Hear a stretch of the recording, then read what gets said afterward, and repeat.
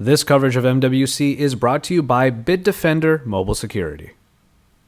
The next flagship Samsung Galaxy S device is finally here, and we have your first look at it. Hey, it's Josh Vigard from Android 30. What's going on, everybody? And here is your first look at the Samsung Galaxy S5.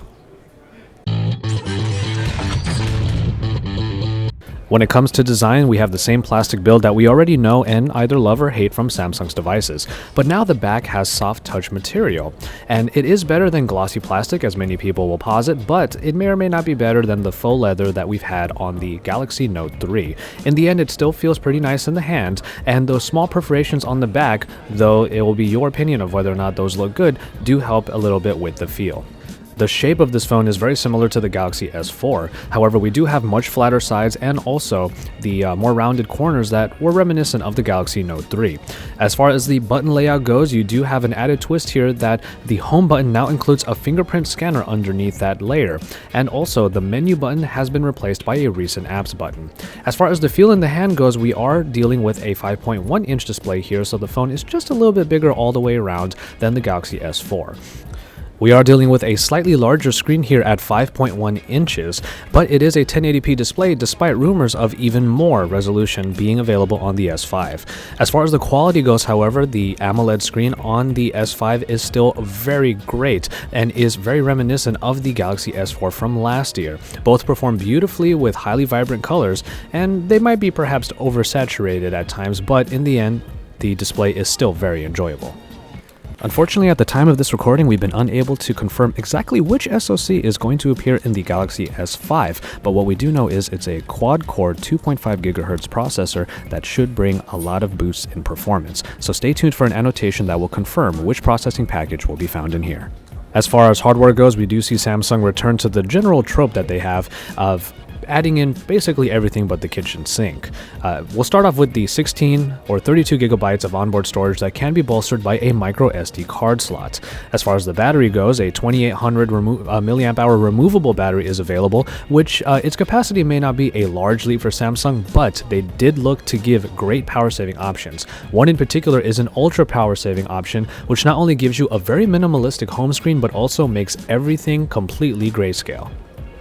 All the bits and pieces that were originally introduced in the Galaxy S4 do come back here on the Galaxy S5, but there are some new and very specific additions that we will go through, and the first one that was already mentioned is the Fingerprint Scanner. Under that home button is a fingerprint scanner that allows you to swipe a finger down in order to unlock the phone, but after that you do still have to turn on the phone and then swipe your finger in order to get into your phone.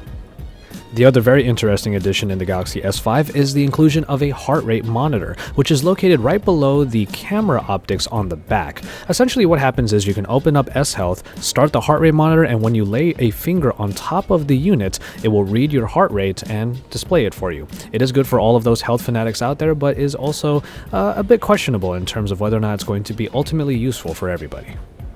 Perhaps the biggest development here is the inclusion of an ISOCELL 16 megapixel sensor camera. Now, this camera is capable of some great shots, as Samsung claims, and as far as the video capabilities go, 4K recording is available, but it is limited at 5 minutes because of the sheer size of the files.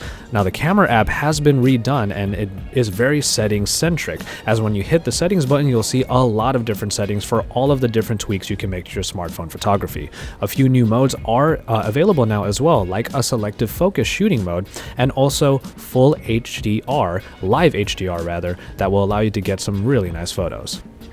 And finally, we make it over to software, and if you were looking for a very big update to the TouchWiz UI, due to the teasers that were coming out very recently for the Unpacked event, you might be a little disappointed. After all, the very things that make TouchWiz, well, TouchWiz, have remained largely the same, and it might be hard to tell what really is different.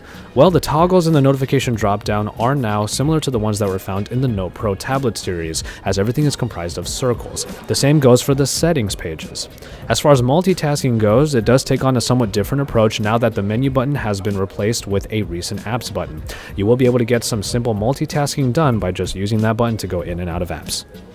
As far as the home screens go, it is largely the same experience, but perhaps taking the page out of stock Android's book, the My Magazine UI has been brought to the forefront and is now a second screen that you are able to swipe to from the right.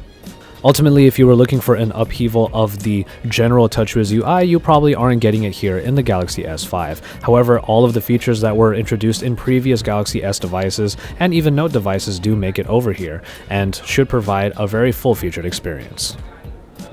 And so, there you have it for this first look at the Samsung Galaxy S5. Much like Samsung has done with previous Galaxy devices, they're really looking to put as much as they can into this one phone. Thankfully, it is put into a screen that is very enjoyable to use, and after that, it does pack a lot of power with that new processing package. In the end, whether or not all of the features are useful for you is something you're going to have to find out when this phone comes out onto the market. Well, until then, stay tuned to Android Authority for all of the best coverage from the Mobile World Congress here in Barcelona, Spain.